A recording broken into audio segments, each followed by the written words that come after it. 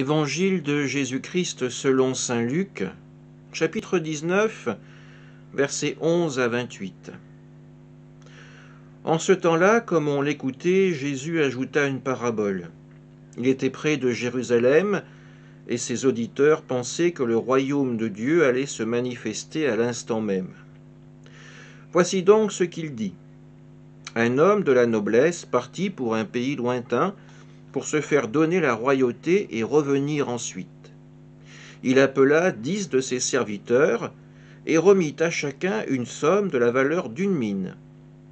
Puis il leur dit, « Pendant mon voyage, faites de bonnes affaires. » Mais ses concitoyens le détestaient, et ils envoyèrent derrière lui une délégation chargée de dire, « Nous ne voulons pas que cet homme règne sur nous. » Quand il fut de retour, après avoir reçu la royauté, il fit convoquer les serviteurs auxquels il avait remis l'argent, afin de savoir ce que leurs affaires avaient rapporté.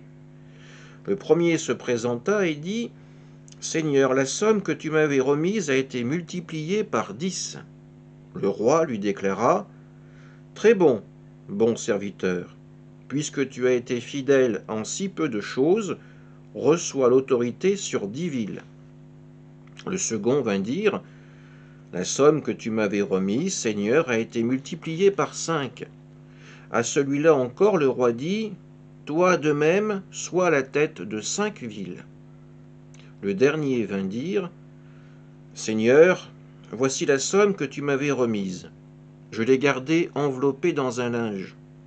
En effet, j'avais peur de toi, car tu es un homme exigeant. Tu retires ce que tu n'as pas mis en dépôt, tu moissonnes ce que tu n'as pas semé. » Le roi lui déclara, « Je vais te juger sur tes paroles, serviteur mauvais.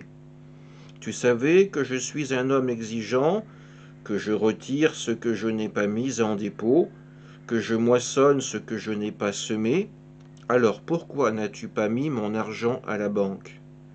À mon arrivée, je l'aurais repris avec les intérêts. » Et le roi dit à ceux qui étaient là, « Retirez-lui cette somme et donnez-la à celui qui a 10 fois plus. » On lui dit, « Seigneur, il a 10 fois plus. » Je vous le déclare, on donnera à celui qui a, mais celui qui n'a rien se verra enlever même ce qu'il a.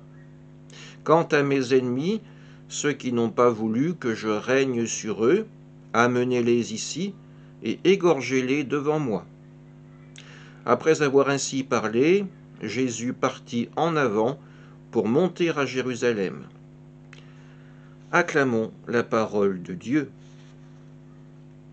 Jésus se rapproche de Jérusalem, la ville sainte où il va vivre sa passion. Alors, dans cet ultime enseignement qu'il donne à ses disciples, mais aussi à tous ceux qui l'écoutent, il prend l'exemple de ce roi. Un roi qui doit partir et qui confie ses affaires à ses intendants, à ses serviteurs.